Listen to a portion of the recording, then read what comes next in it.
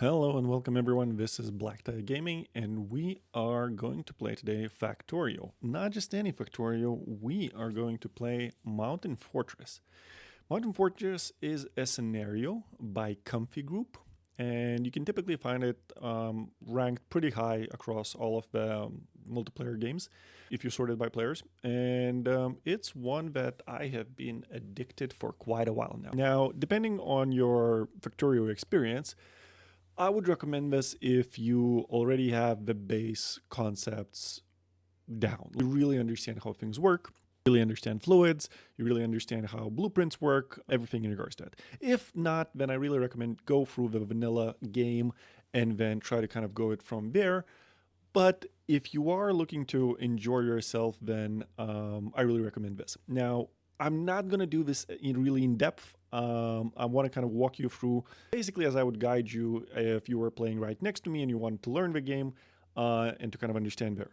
As I mentioned, I'm going to assume you have all the concepts down, so I'm going to explain maybe some of the differences that are there in this specific mode, in this scenario, rather than across the board. So first things first, you're going to start, and I really recommend the screen that pops open. You read this through. There's constantly new updates, new things coming to this. The group that's managing it on Discord, they're really good. And they're quite active. Specifically, this scenario is maintained and developed by Mr. Gurkiz. And if you join Comfy Discord channel, you can engage, you can talk, you can see most of the guys kind of live there. The benefit is also you can kind of participate in the chat on Discord as well as in-game, and everything kind of syncs nicely.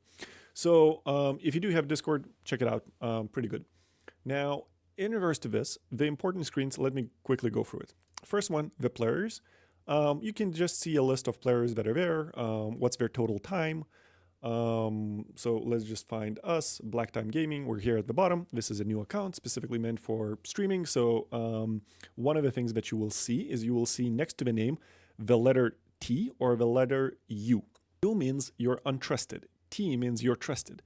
With trust comes quite a bit of perks. I think blueprints is one, and then the other one is you can do more things than untrusted players can. So a lot of the stuff, if you can't do something, ask in chat and they're going to tell you, oh, that's because you're an untrusted player, right? So this is important to keep. If I remember correctly, trusted becomes after 30 in-game hours. So if you observe, if you play a little, etc., you can easily get trusted and then enjoy all the perks that are there. So this is what it is. Coins allows you to see how many coins you have in your inventory. Right now in our inventory, we have no coins whatsoever. So it shows a 0, but you get coins for killing biters.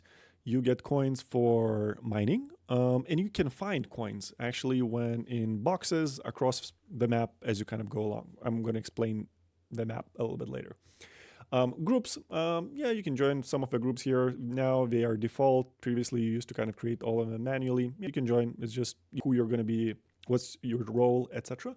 There are multiple roles in this game. Let's go over the ones for standard groups here. Miner, you will be focused on mining, getting resources. Smelter, you will be focused on taking those ores and smelting them into plates and other useful materials. Next one is power. You will ensure that outdoors has good enough power supply. Outdoors, I'm going to explain what that means. You'll have a good enough power supply. That's always useful. Production, meaning you're manufacturing something outside.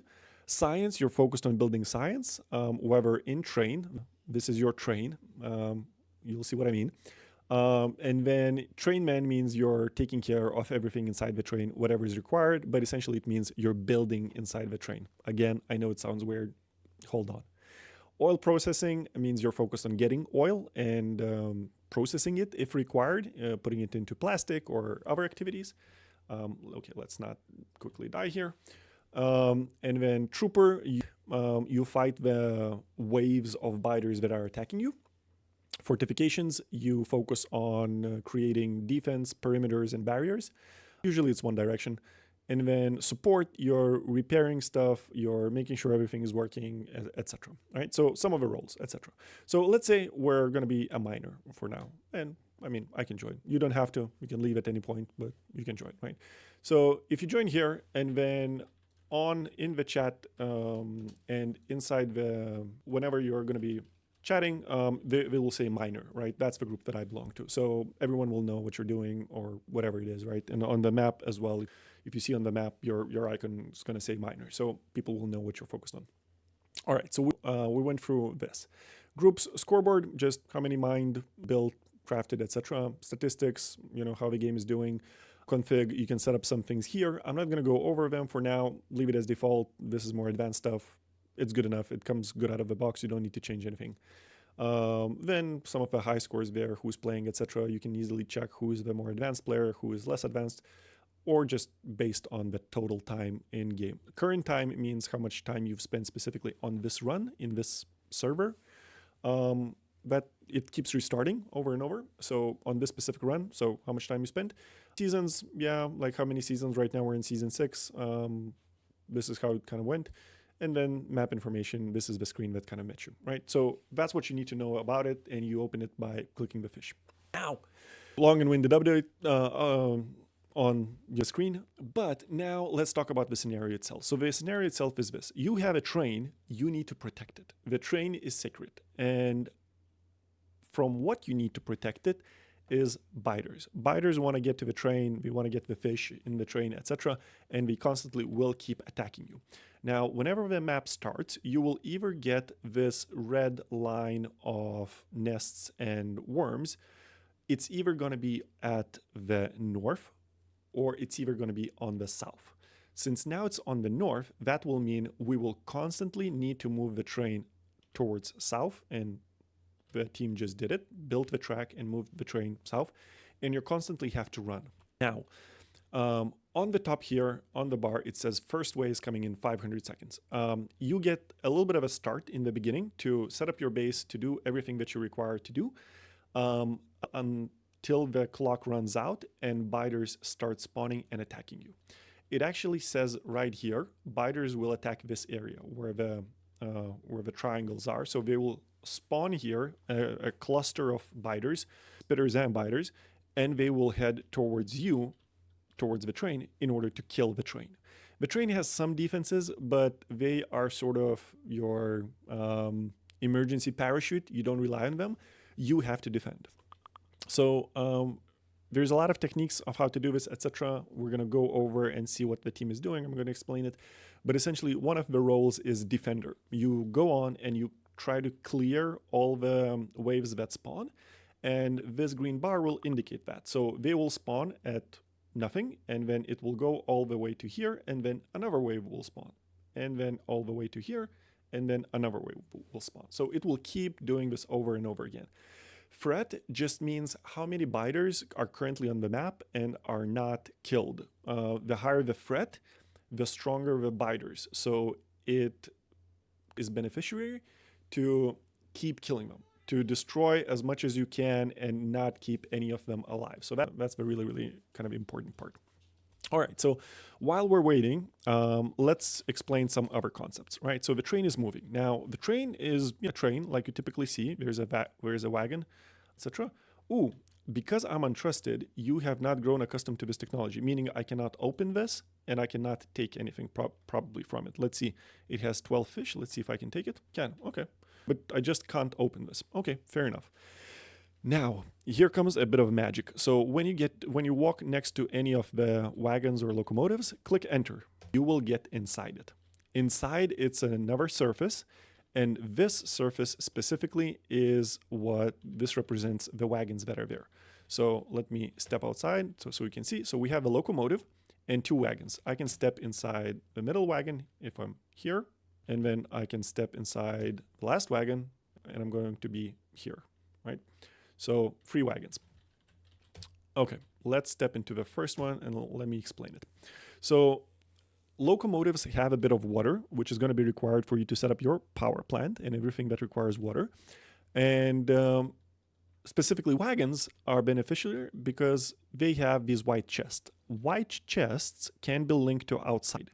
Let me explain how it works. So when you go to a white chest inside the train and when you click on it, you will see this wagon ID 14888. So on the outside, you can purchase a white chest. It's inside this market that is here. You can purchase it for 500 coins and then place it outside, and it will give you a prompt saying which chest do you want to link it. And then essentially, if you wanted to link it to here, you just say specifically this ID, click on it, and then it's going to be linked. So everything that you put inside that via inserter or loader or any other means, it will automatically appear here. So that's the benefit. So wagons can be loaded, but locomotives have water that you can use. Now, because the game is now very advanced and it has went through years and years of improvements by the players, we have blueprints which I cannot use for some reason. Well, not for some reason, because I'm untrusted. Okay, so I cannot use blueprints. But what you will see here, it's not being free built. It's not being done by hand. Blueprints are going to be used by more, people that are trusted, that have spent 30 hours here, and they will place the blueprint and everyone will build that blueprint. Ideally, you would have robots to build it, but in the beginning you don't. Now, one of the important parts is to actually start building the train as early as possible. The way it works is typically someone lays down a blueprint, they start smelting things in here, building things in here, and they're trying to set up first, most importantly, power, second, science, and then everything that goes across it. All right, so you will see it, it's kind of done in parts, so meaning someone will lay the first part blueprint, they will build it, then the second part, then the third part, etc., and kind of is built in chunks, not to overwhelm everyone and to have some sort of production happening. Because we are racing against the clock. Remember, we have 200 seconds until biters attempt to overrun us, right? So right now, what everyone is doing is they're mining, they're trying to get resources, they're trying to smelt them, they're trying to get the first labs open so we can start researching things. Typically, there's a certain order in regards to it, so you don't just go for manufacturing, we also go for defense. So right now, they're smelting steel. They actually need to smelt assembler, gun turret first, because those are the two things that you will need to build immediately. Then logistics. I actually don't know why they're doing steel. Let's just move it out of the way because they don't really need it, because the pickaxe for steel, we have it unlocked automatically from the beginning. It's one of the perks. So these are the three most important things to get in the beginning, and of course the electric miner. Now we're trying to do all this, set up power, minimum power, smelt, and then we mine. Now, typically, if you used to playing solo, when you mine this, you will get stone and coal, right? Those are the two things that you would get. Not in this mode.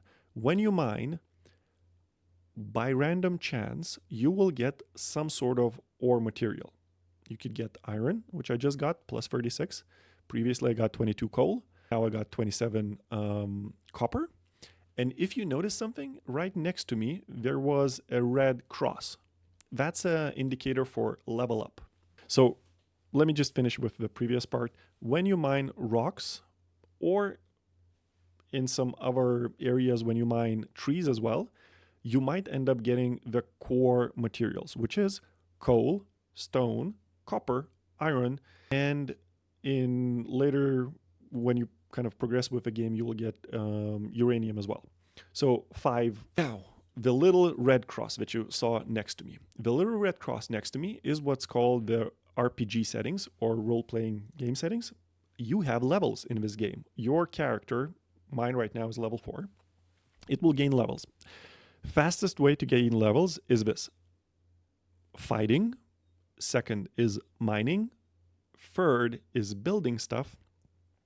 Fourth is repair.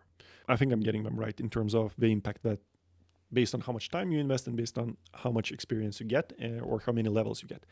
Now, you can spend your new levels, come with new points, and you can spend those points somewhere. So let me go and explain each of the 4 categories where you can spend points. First one is strength.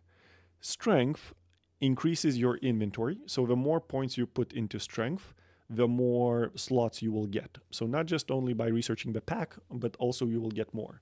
You also get more by adding armor. So if I remove this, you see 1 row is down. If I add it, I get 1 more. If it's power armor 1, mark 1, you get more lines, 2 more lines, etc. So it kind of increases that. So strength also increases your inventory capacity, which is pretty nice, pretty convenient. Next, it also increases your mining speed. Here you can check the mining speed. So if I put 1 point here, you see it automatically increases here. Typically, you don't put by 1, you typically put 5. And in order to put 5, you right click. So if I right click on this plus, it automatically puts +5, right? Okay, so strength. Strength increases your mining speed, increases your inventory. I just got a slot for 5 points.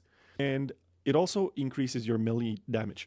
So melee damage is when you don't have a weapon or you don't want to use a weapon, you can use melee damage. Melee damage will depend on how much strength you have. So my melee damage right now is 150%, and I could use that. I could use that for actual fighting. We're going to show a demo of how it works as soon as we get more biters kind of attacking us. All right, the last part is increases damage of magazine ammunition. So meaning if you're constantly fighting with bullets, it will increase the damage of that. So also a very nice perk, worth increasing your strength if you kind of want to fight for it. So that's one. The higher strength you have, the faster you will mine. That's the primarily reason to take it. And that's what, if you're a miner, that's typically what you level up. You constantly put it into there. So that's strength. Next one, magic. Magic increases distance. So if right now my reach distance is, let's see, with rocks. See, I can't reach, but then I step, I can reach. Now, if I step here, I can't reach. I put 5 more. Okay. I still can't reach. But if I had added more points, I would be able to reach. So it enables me to reach more places. Why is that important? That is important because on the map, you will see these boxes of goodies left everywhere of materials you can use. You can grab, use them, etc. So it's important. It's easier to grab and reach. It also is easier because you can reach across water and across chasms, etc. So fairly useful, really worth it to kind of have magic. It increases repair speed. I don't know if anyone kind of chooses it for that. And the last bit is the primary reason why everyone goes magic. It enables spawning entities. Now, I'm not great at reading code, but reading the code of this specific scenario, if I understood it correctly, magic boxes, when you mine, there can be that when you finish mining, a magic box pops open.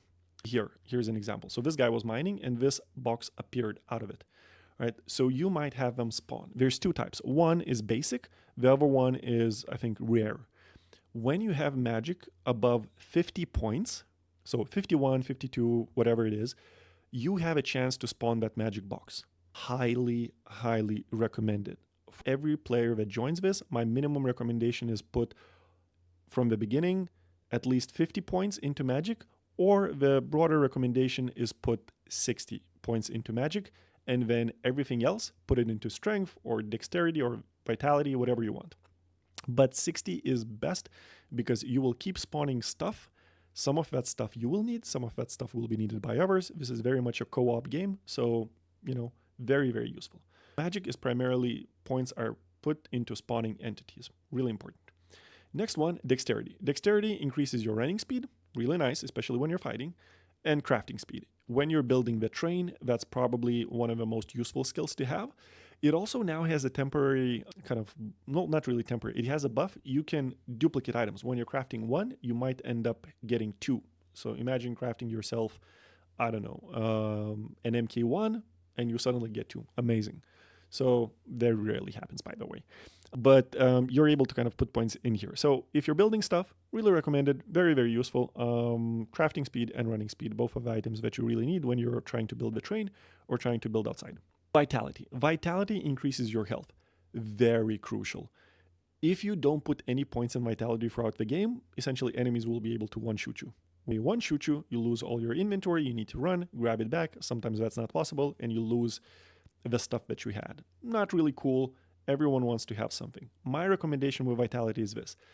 You don't need many points until something like wave 100. Right now we're on wave 9.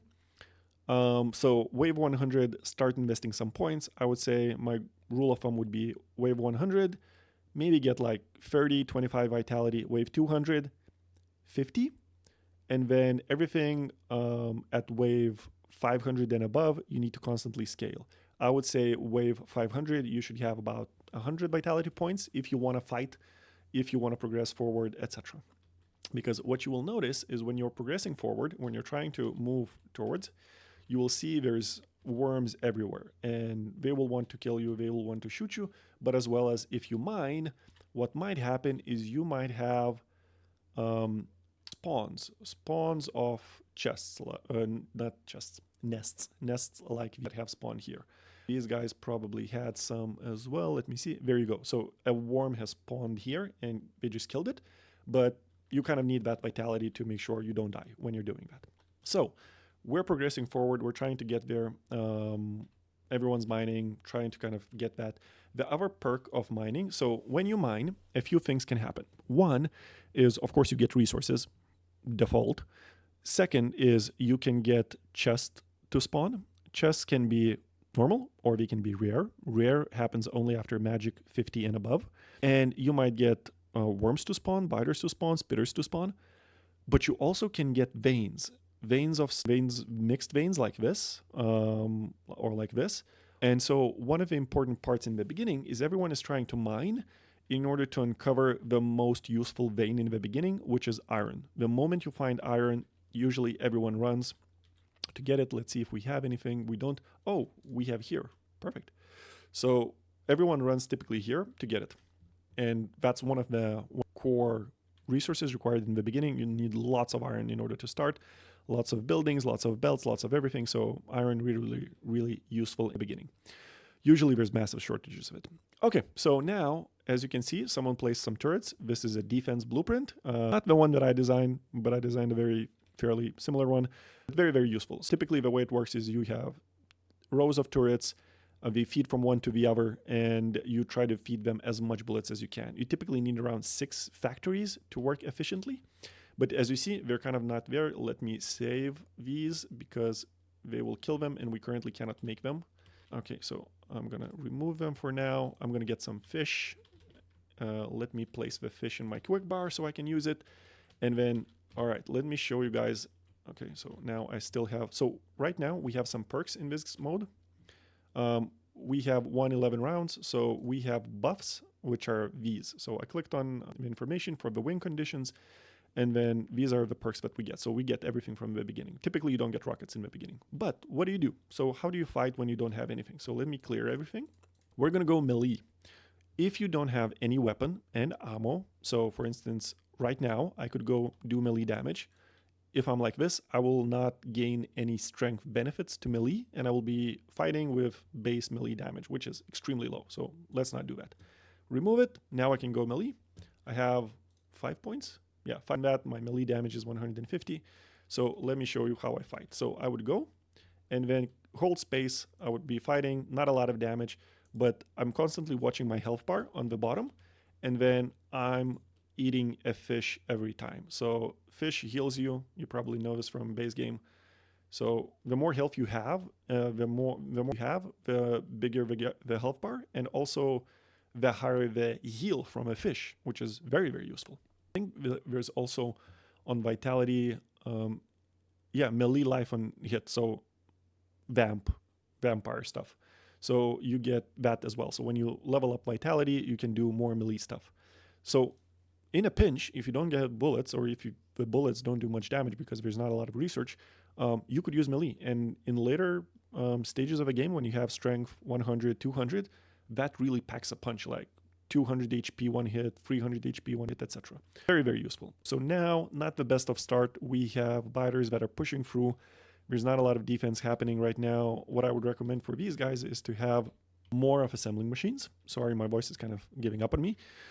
More of assembling machines to kind of put it, and then trying to kind of have it. In the beginning, it's really a struggle. It feels like everything's going wrong. You need to kind of worry about everything. So let me help them out. I'll grab a bunch of iron from this, and let me make some bullets for them as well. While we're making bullets, while we're trying to defend, let's see, quickly place a few. So there's a little bit of defense there. Let me show you another cool trick that is very, very useful. So let's say I mine and I get some ores happening. So a bit of copper, hopefully a bit of iron. There we go. So we have coal, iron, and copper.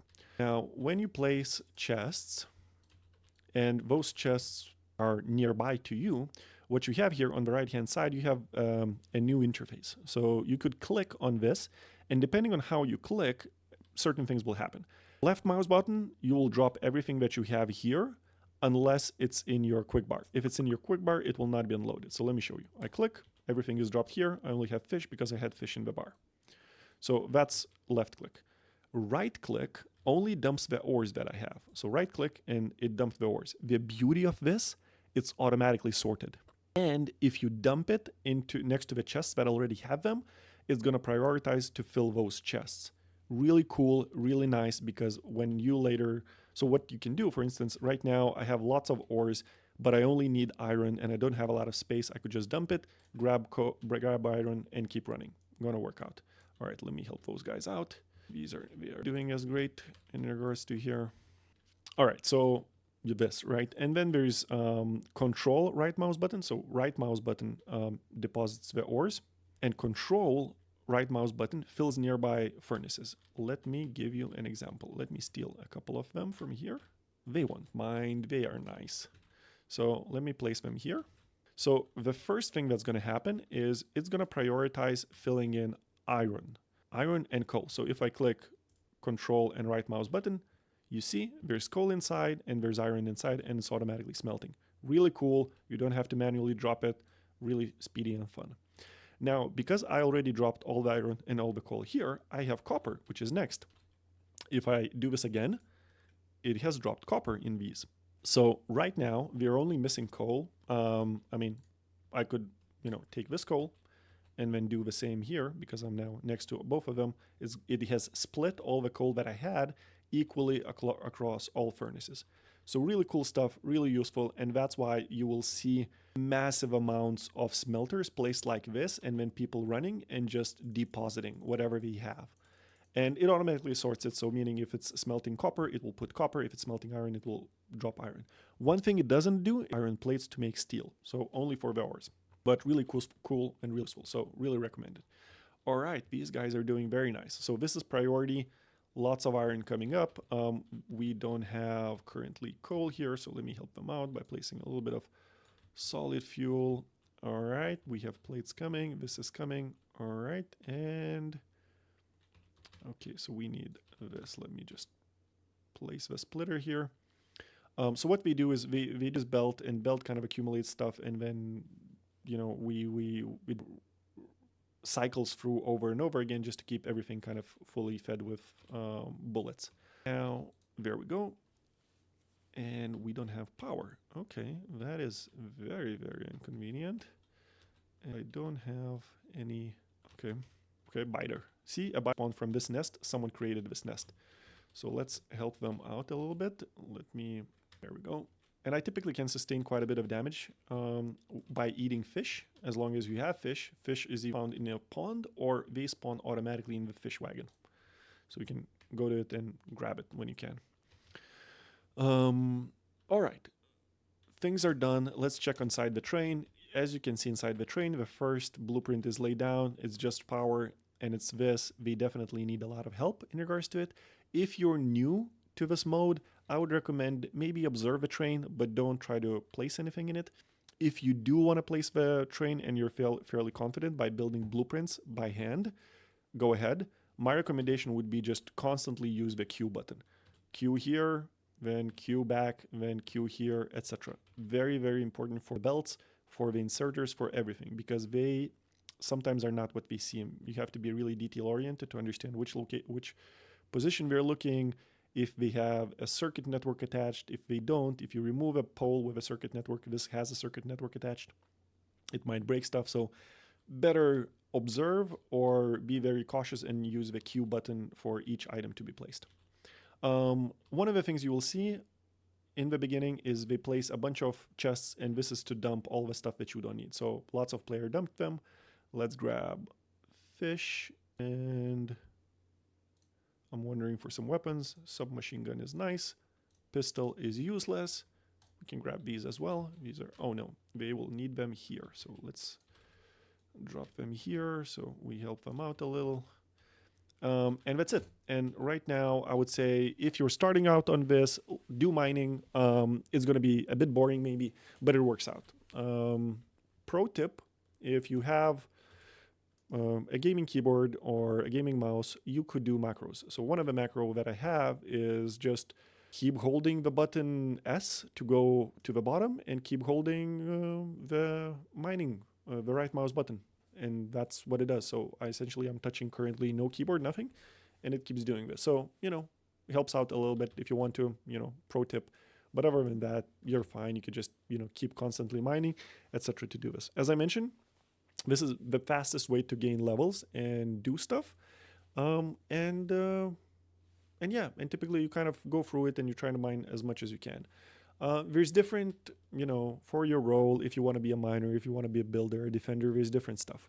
So I would say if you're new to Comfy, if you're new to this scenario specifically, the most easiest part will be mining, and try to mine inside the train aura.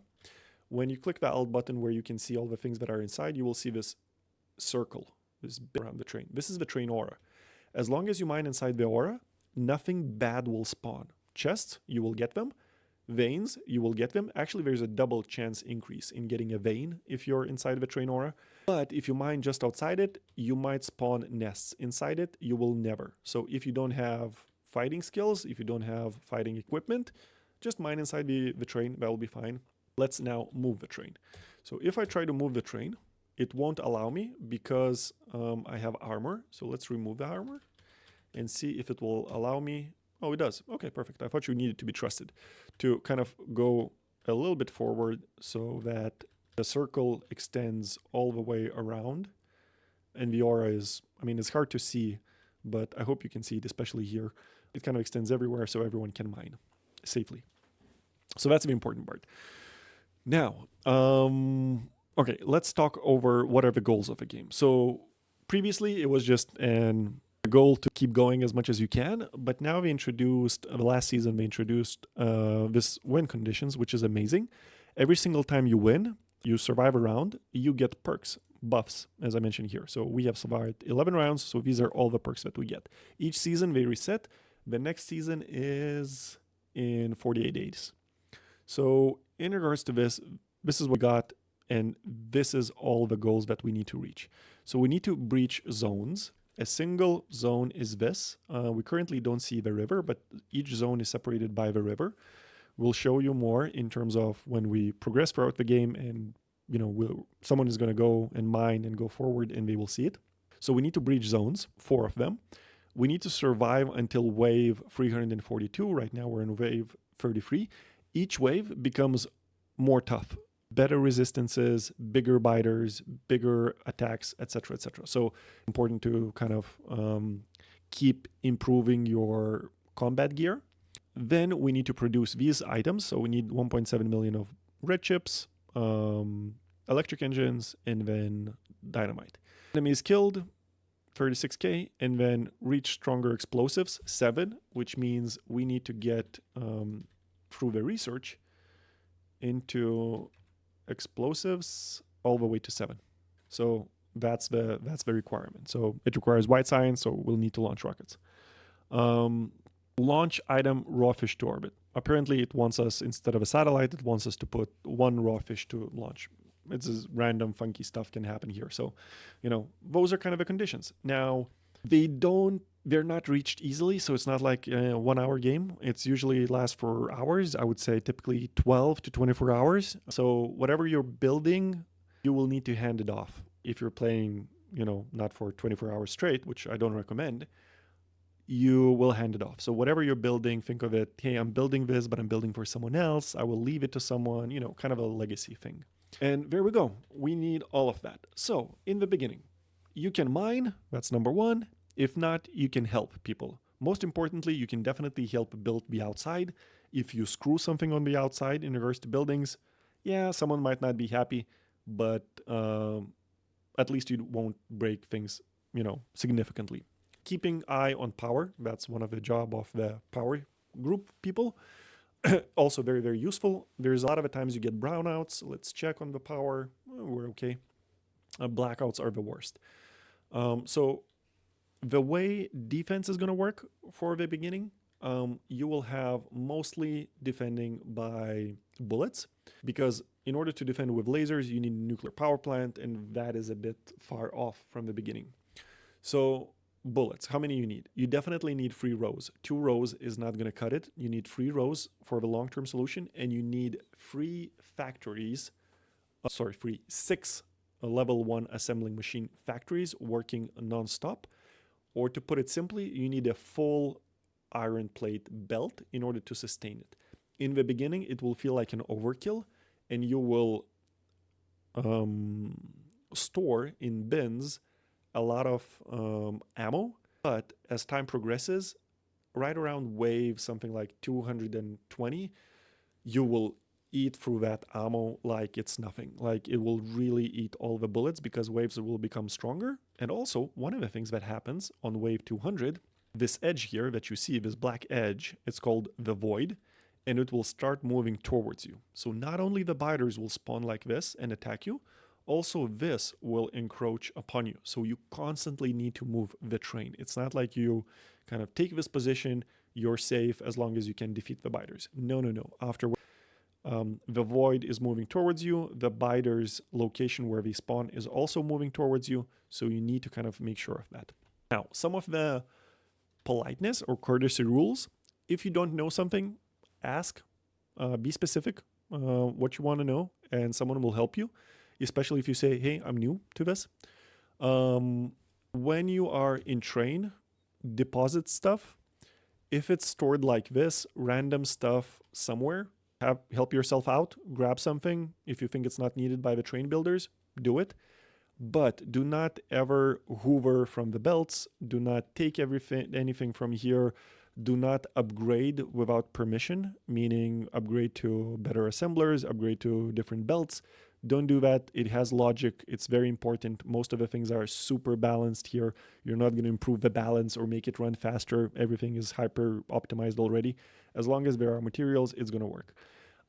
If you want to be useful in the beginning, bring as many resources as you can. Bring as much stuff as you can. Or better yet, you can make factories outside. Factories that produce belts, amazing. Factories that produce iron smelters, amazing.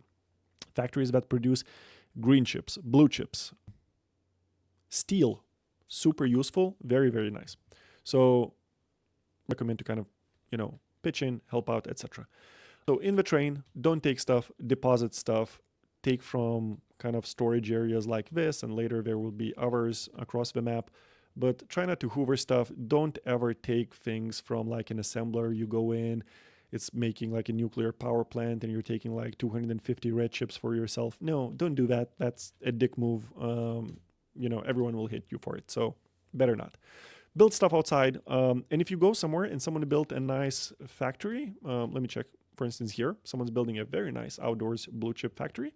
If you go here and, instead of taking things or hoovering things outside, just say, hey, can I take, this, etc. Trust me, people will be more likely to give you things when you ask, rather than to, if you steal things or you screw up things, things can go bad. Now, if you do screw up things and you do it on purpose, or you're not responsive in the chat, there's a jail. People can jail you, and they will move you to a completely new surface. You won't be able to do anything. You can only type in the chat. So don't be that guy. Don't get jailed.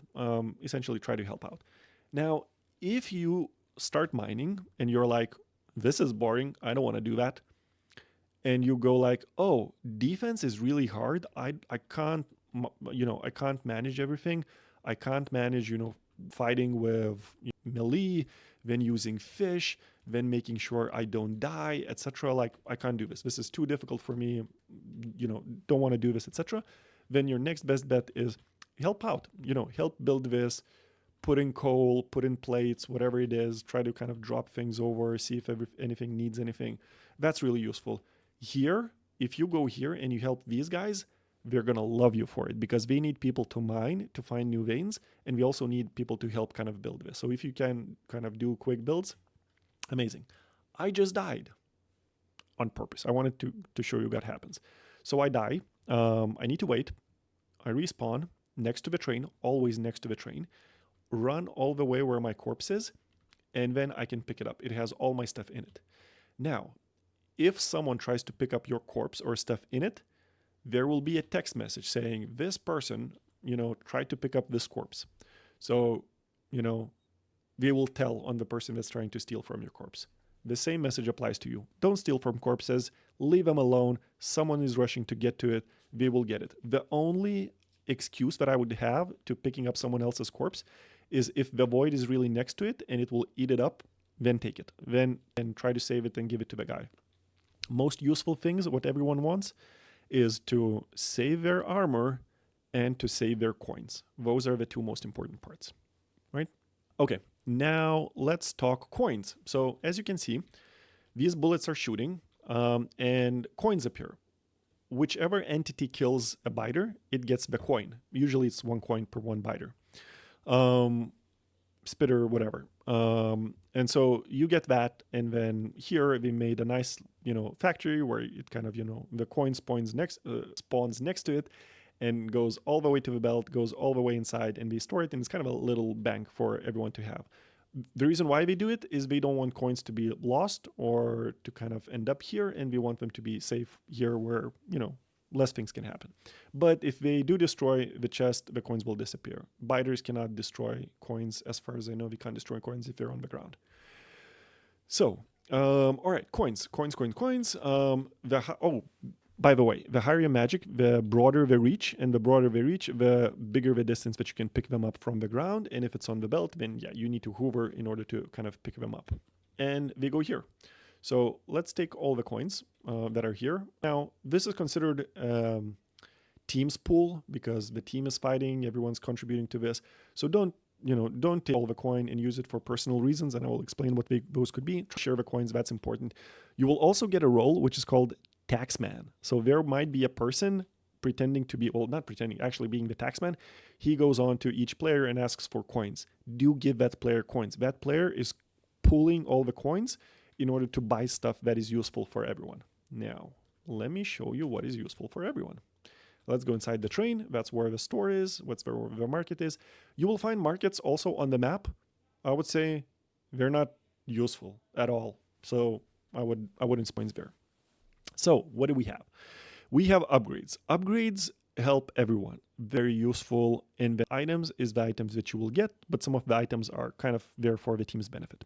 So let's talk upgrades first. So the most important one in the beginning is pickaxe. You could keep upgrading the pickaxe to different levels, and that will automatically increase the mining speed of everyone on the map. This is the most loved upgrade. Everyone wants it. Everyone wants to pull coins. This is typically the upgrade that everyone pulls coins towards to. So this is the most important one. Second one is train health. At the later stages, wave 500, 1000, etc., you will want to increase the train health so the train isn't one shot by a few spitters. Next, we have train aura radius. So the aura increases. Very, very useful, but need to have money first to kind of have it.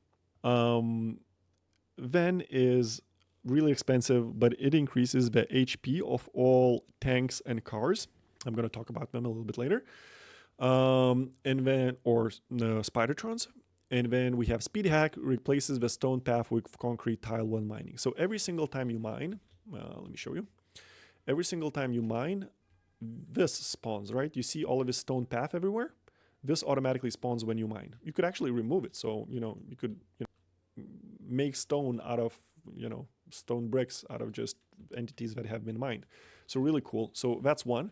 Now, when you upgrade it in the market, you will have concrete. Concrete is nice because you can build nuclear plants with it. So kind of useful, but I would say unless the upgrade for pickaxe costs 54k coins, like I wouldn't go for this. Go for always the beginning. Next is the increases the amount of XP you get inside the train aura. This is abysmal. Don't spend coins on this. Not really useful. Better spend on the other upgrades. I haven't seen much value of this kind of being, or many people kind of going there. Now, this one is rerolls the mystical chest. Don't buy this unless you know what you're doing. This is a waste of coins. The mystical chest is this.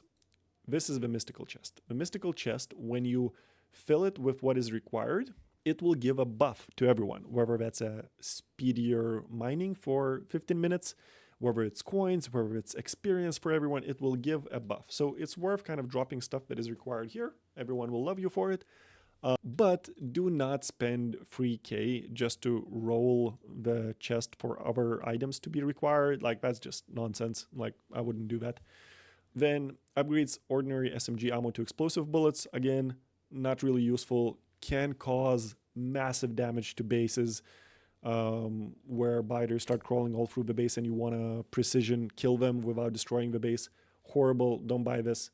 And then increasing the amount of flamethrowers that can place this. I think this is like a joke because let me show you. When you go to bonuses, look at the damage. Like minus 85. Speed is nothing, damage is nothing. Like, these are pointless in the game.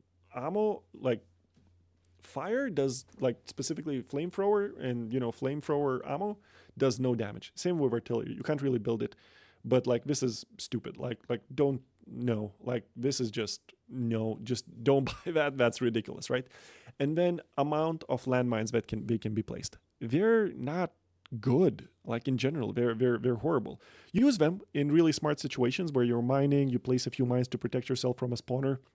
That's really cool. Or you don't have a means to defend yourself and there's a nest suddenly, you can place a few mines, that will save your ass. But don't buy this. We currently have, I think you start with 100 mines that can be placed. No one places them. You're good, you're fine. Spend all the money on upgrading the pickaxe for everyone.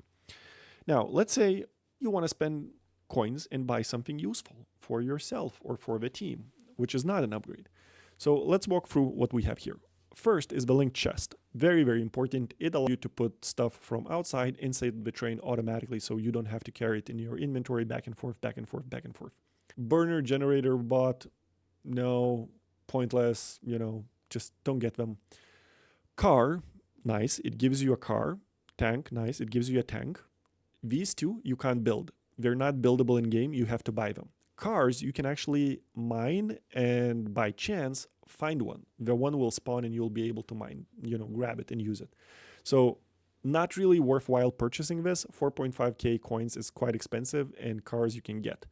Everyone can get cars. You don't need a required magic level in order to get them. Anyone can get them. It's just random chance. And some people don't really like having a car. So they might give you one. So you can go like, hey, anyone has a spare, car, or you will find them in train. The next is the tank. Tank you need to buy. You can't, unless someone gives it to you, you can't find it, you can't build it, you need to buy. It's 12k. It's expensive. It's like free pickaxe upgrades worth in the beginning. So it's expensive. But what these do give you is they give you a surface, your own individual surface, the one that you can carry inside your inventory. So the car will appear here like a normal car, you will have it. But what you will be able to do is you will be able to go, just like you're going inside a train, you will be able to go inside a car or inside a tank. So a car is a smaller footprint, less stuff that you can build. A tank is a larger footprint. There's loads of stuff that you can build. And let me see if there's maybe someone with blueprints. No, there's not. So in regards to that, there's loads of amazing blueprints in the game when you get a chance to use blueprints, and you can kind of build off that. Very automatic, very hyper optimized, etc. So you could have like a speed module manufacturing in your pocket. You could have rocket manufacturing in your pocket, robots, ammo, nuclear ammo, whatever you want. You could have it kind of being made in your surface, whether that is a car or a tank. So very, very useful. Typically what everyone saves their coins, their personal coins for, and really kind of is a toss between, hey, should we upgrade, the pickaxe for everyone, or should I save them for the tank? That's usually the battle. In the beginning, I would say, unless the pickaxe costs the same as the tank, just go for the pickaxe. Then later you could save up your coins for it. Tank cannon allows you to put the tank cannon inside your weapons and use it to shoot at stuff. Really fun when you get a hang of enemies and fighting enemies. Really, really fun and really kind of useful to kind of play around with. Car machine gun you can find, not really useful to buy. And then all the other stuff is of very, very limited usefulness, I would say. The only that would be loaders. Loaders are amazing because this loader is a full yellow speed loader. So you just place it next to the chest and it automatically loads the chest at the speed of a yellow belt. As we progress, we will have red loaders, we will have blue loaders, and they really do work amazingly. Also, the blueprints use them. So right now, there's this specific stage of a blueprint doesn't use them, but later in the game we progress, it's going to be really useful. All right, let's see how they're doing. So this is now done. Very nice. This is security. I would say at this stage, when this is fully producing, we have a full iron belt coming. That full iron belt is fully fed by iron ore. This is secure. That will, this will hold in general. Constantly, these bullets need to be made and they need to be stored, and they are stored here. Perfect. So good. So this is pretty secure. It should save. It should work until something like wave 180, 200, unless something bad, horrible happens. But I think it's going to be okay. So right now, no need to pay too much attention. One of my tips is right now we built a pretty good distance, but if we were to build the wall right next to this belt, and if you run right next to the wall, spitters will spit and it will damage the turrets, the belt. Don't do that. Leave one space and then run in that one space, because even if you do get shot at, it doesn't touch the turrets and it doesn't damage them. So it's a tip, right? So don't try to fight spitters between the turrets, because essentially spitters will shoot at you and you inherently damage the turrets that are there. So don't do that. Not worth it. All right, this is going well. Everything's kind of being made. 2 iron belts, perfect. One of the things that I would maybe optimize here is we have leftover iron. So the idea is the miners should constantly be mining the resources that you need. Right now, we have quite a few now. Right now, this is being, there's not enough of it kind of being made. Let me grab a bunch of plates so I can make belt. And so, what I would recommend in doing here is, for instance, place a splitter here, prioritize the lane where it was, and all the excess, we'll just reroute it. We'll just put it somewhere where it's actually useful. Yeah, I'm going to be doing spaghetti here, so, don't judge. All right, let's build a few things. Okay, so as you can see right now, I'm able to cancel stuff, right? Whatever I'm building, I'm able to kind of cancel what I don't need. I can't? Oh, wow. I can't cancel.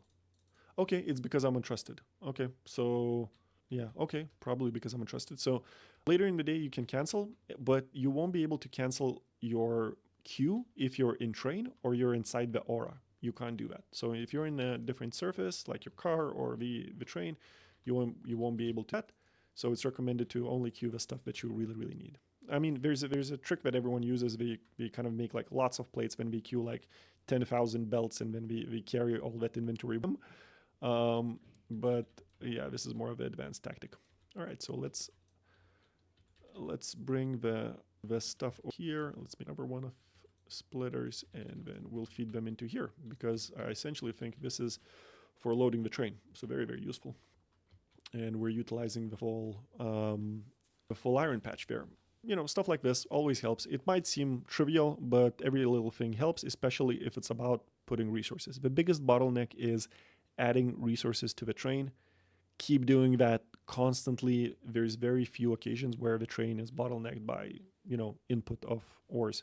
Right. So in the beginning, order of importance. Iron, super important. Everything, from defense to building everything inside the train, very crucial, very important. And right now, let's prioritize actually iron. So very crucial. Iron is the primary resource to build.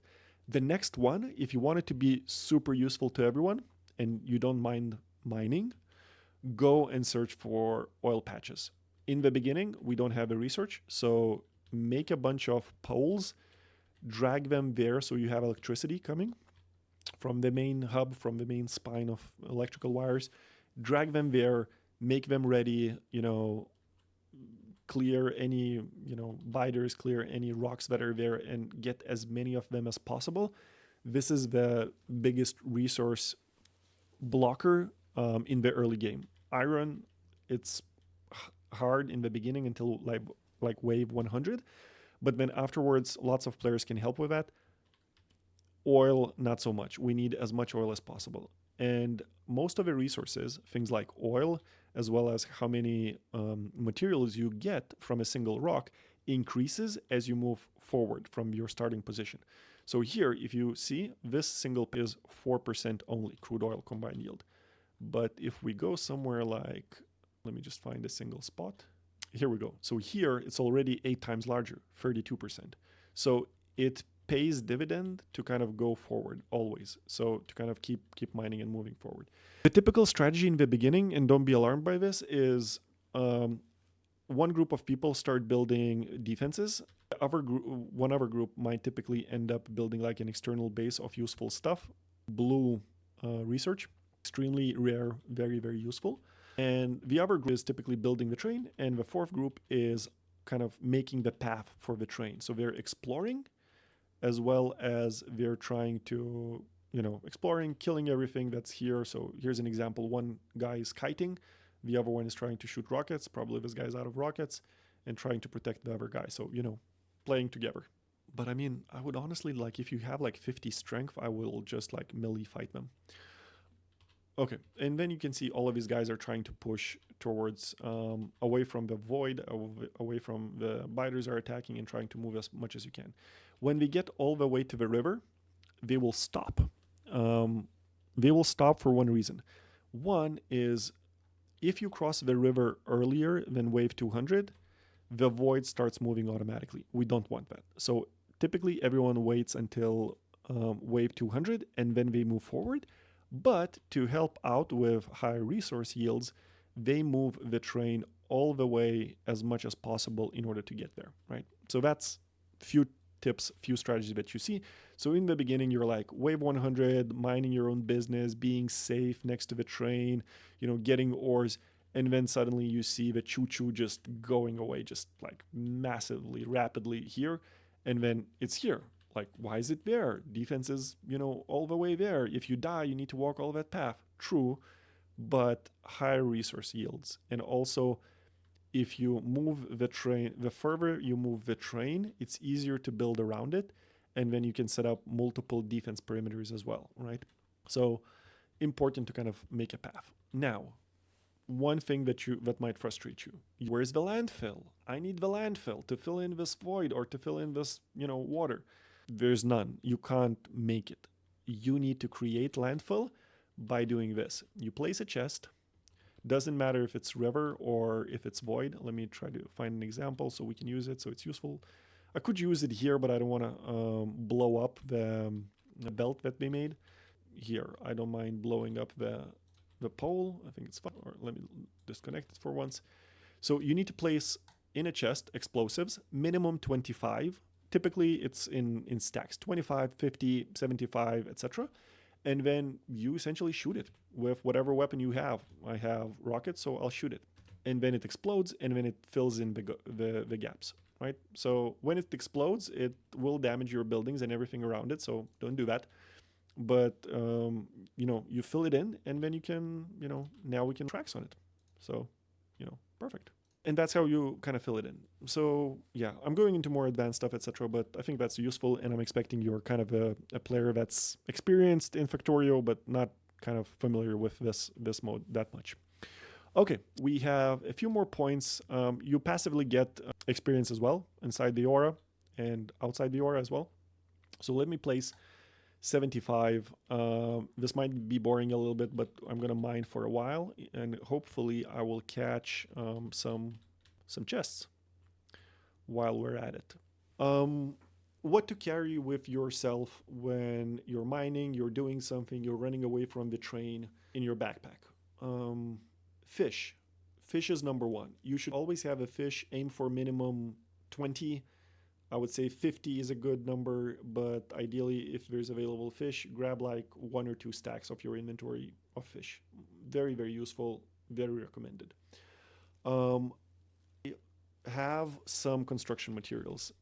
At the later stages, I tend to ask Logistic Network to always give me iron plates, copper plates, steel, red chips, blue chips, plastic, and stone. From those materials, you can make everything. You need to carry some sort of armor, light armor, heavy armor, modular, whatever you have at the time, it works. Don't be that player that goes like, oh, I'm not gonna carry any armor unless it's like MK1. No, just put on something. It will save you on a lot of materials, etc., and you will die less often. Dying is the annoying part in this scenario. So for mining, nothing has spawned yet, but it will happen. It will happen, and it will notify on the top left side. There's going to be like a little, notification message saying, "Hey, this is what you get."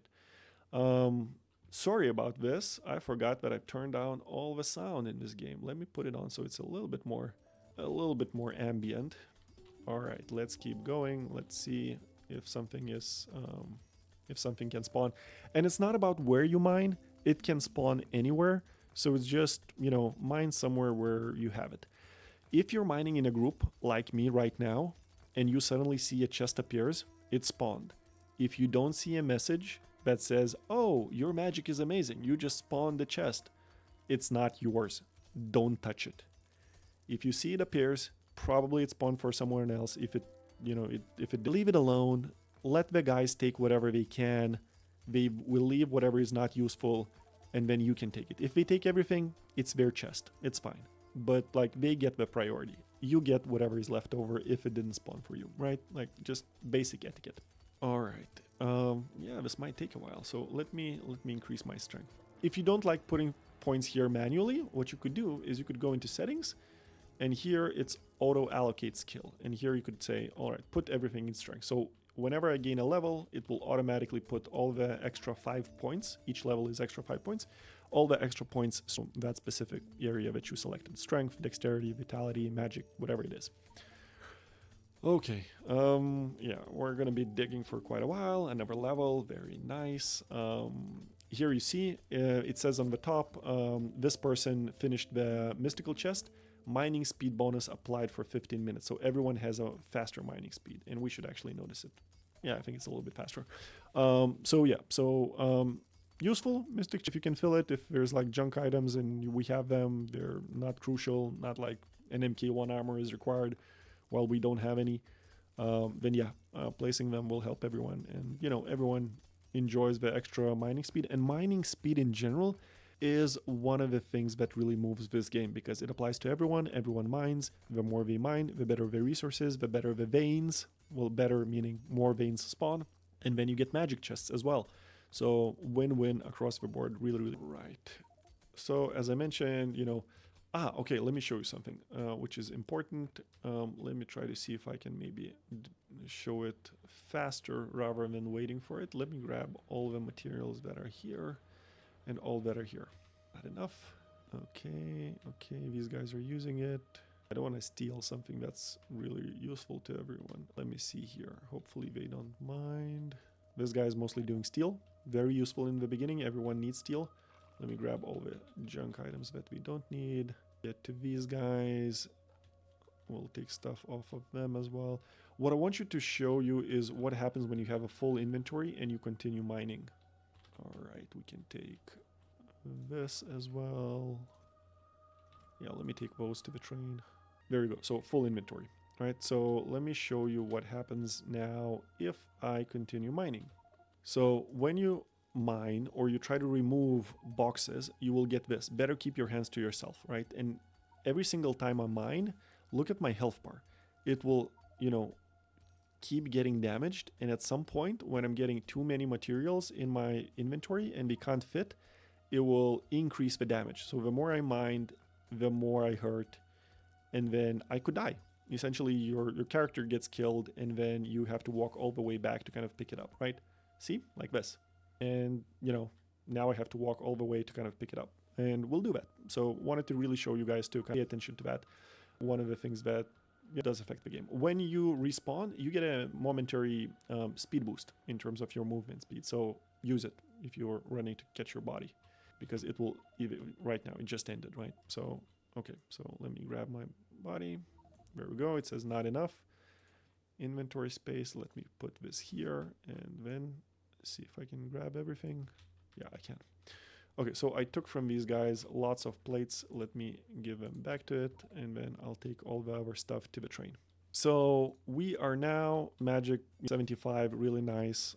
improving strength. And as I mentioned, if you get magic above 50, you can get a chance to spawn magic chests. I've been mining for a while now. I didn't get them. That's fine. That's fair. They don't appear that often. They're called rare for a reason. But what I wanted to show you guys is some of our functionality that is connected to magic. So let's go inside the train. Let me deposit. Oh, interesting. Deposit all the ores that these guys can later use. Let me drop off the plates as well, because they will definitely need them. And let's talk magic and casting.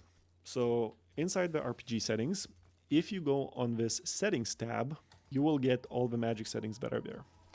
These are the options that you can kind of disable, enable. Nice, check them out. I don't change anything from the default. It works as it is. It's good enough.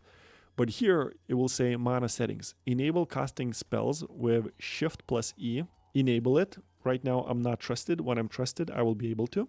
And then I can select a spell, or I can toggle this menu bar, which will allow me to switch between different spells. And so right now, based on your level and based on how much magic you have, you will see what kind of spells you could use. So for instance, I could use to spawn a fast transport belt, or to pipe to underground, or I could spawn shotgun shells. Now, shotgun shells means it pretends you have a shotgun and shoots those shells at an enemy. So Shift E to shoot them could be another weapon that you use. Most of the experienced people that are fighting, they typically use the best to their advantage, everything that is here.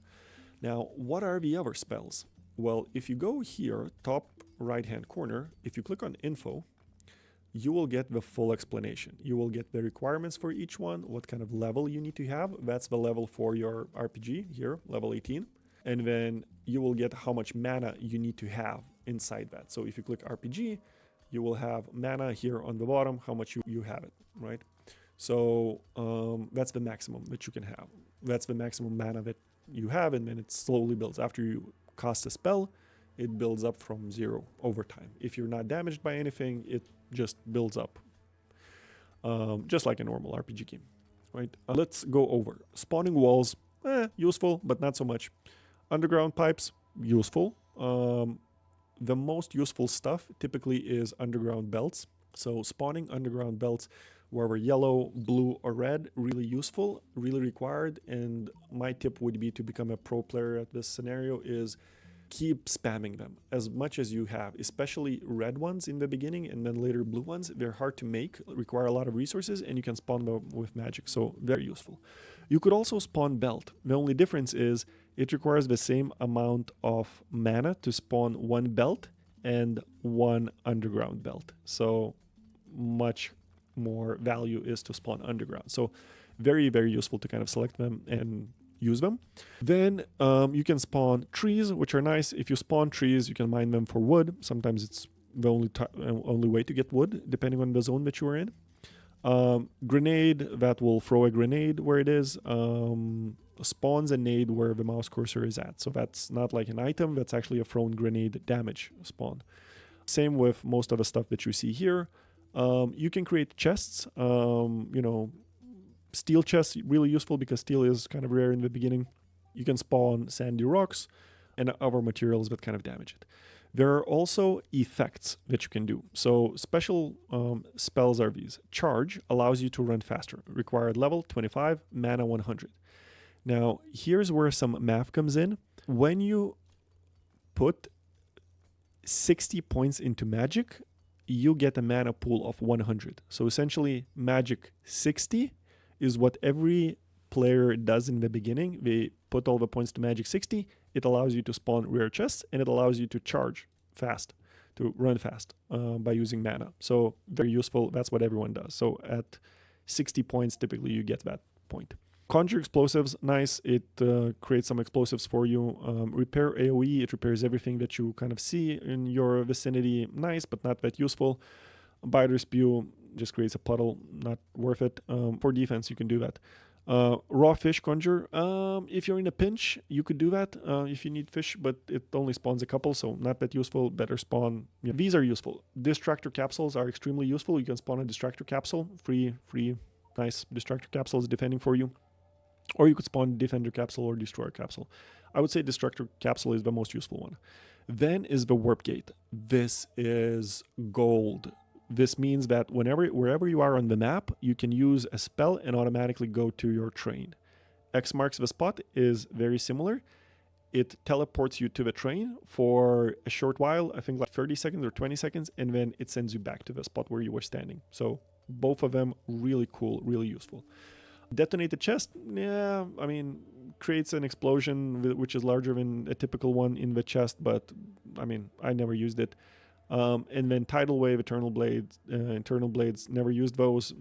I don't think they're really that useful. And then Drone, Enemy, and Mine, yeah, not that useful. I mean, they are not as efficient as you are.